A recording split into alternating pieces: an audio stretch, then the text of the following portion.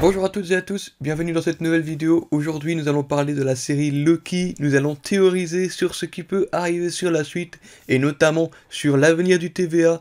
Et on va parler de celui qui demeure, on va parler de Loki, on va faire une belle petite théorie qui m'est tombée dessus justement dans cet épisode 2 de la série. Mais je tiens à préciser, si vous n'avez pas vu l'épisode, allez le voir, sinon vous allez être spoilé. Maintenant que c'est dit, nous pouvons directement rentrer dans le vif du sujet. Quelle est la théorie que j'ai envie d'aborder avec vous? Mon serveur Discord est enfin ouvert au public, donc si vous voulez le rejoindre, n'hésitez pas. Au programme, beaucoup de discussions entre fans de pop culture, de cinéma, de Marvel, DC Comics ou encore Star Wars, donc si vous voulez vraiment partager votre passion, le lien est en description. Rappelez-vous, dans cet épisode 2, il y a toute une scène où on voit Ouroboros dans ce centre de fusion en train de crier « On va tous mourir, on va tous mourir ».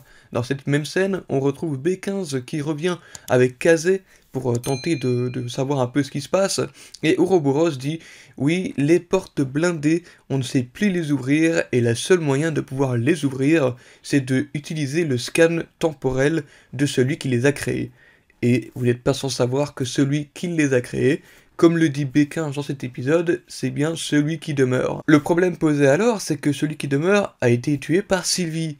Et donc, il est impossible pour lui de pouvoir être scanné, son aura temporelle ne peut être scannée et utilisée pour ouvrir ses portes. Une des hypothèses proposées par Ouroboros, c'est peut-être Miss Minute. Le problème c'est que, une fois de plus, Miss Minute n'est pas tout à fait accessible en ce moment. Mais lorsqu'on réfléchit bien, eux ne vont pas très loin dans les explications, probablement parce qu'on va sûrement en parler dans l'épisode 3 et l'épisode 4. Alors forcément, moi, la théorie que j'aimerais aborder, justement, c'est celle de Victor Timely. Parce que oui, Victor Timely, selon moi, n'est pas l'antagoniste de la série, il serait un variant de Kang qui serait beaucoup plus simple, beaucoup plus sympa que ceux qu'on peut rencontrer à l'avenir. Je pense sincèrement que Loki et Mobius vont partir à la recherche déjà de Ravonna Renslayer, ils vont tomber dessus et en profiter pour le ramener à la TVA pour pouvoir sauver justement la TVA en elle-même. Une fois qu'ils l'ont ramené à la TVA, ils vont pouvoir faire un scan de son aura temporelle et lui expliquer un peu tout ce qui se passe aux alentours en ce moment. Et d'ailleurs, c'est pas quelque chose que j'invente parce que si on regarde bien les trailers, on voit vite fait un plan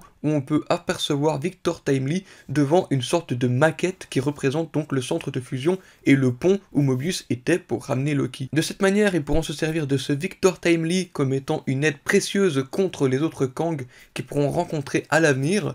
Et sincèrement, ce Victor Timely, il n'est pas super menaçant. De plus, ce qui peut nous faire beaucoup rêver, c'est que justement, ceux qui ont pu voir les épisodes en avant-première se sont arrêtés au 4e épisode. Et de plus, apparemment, selon certaines rumeurs, les plans montrés dans les différents TV spots et teasers, etc., de toutes les personnes qui ont pu voir les 4 premiers épisodes en avant-première, ils ont vu tous les plans présentés. C'est-à-dire que tout ce qu'on a vu dans les TV spots, les teasers, etc., tous ces plans-là ont été vus dans les 4 premiers épisodes. Ce qui veut dire que l'épisode 5 et l'épisode 6 sont dans le parfait inconnu. Et même que selon certaines personnes qui ont vu ces images en avant-première, l'épisode 4 se terminerait sur un cliffhanger.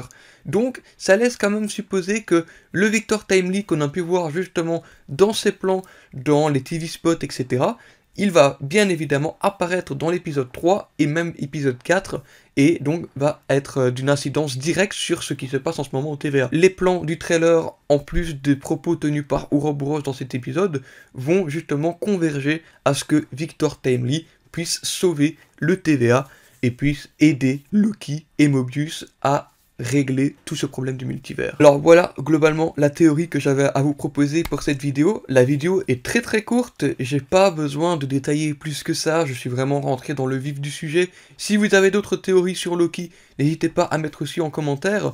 En tout cas, j'ai hâte de voir le prochain épisode.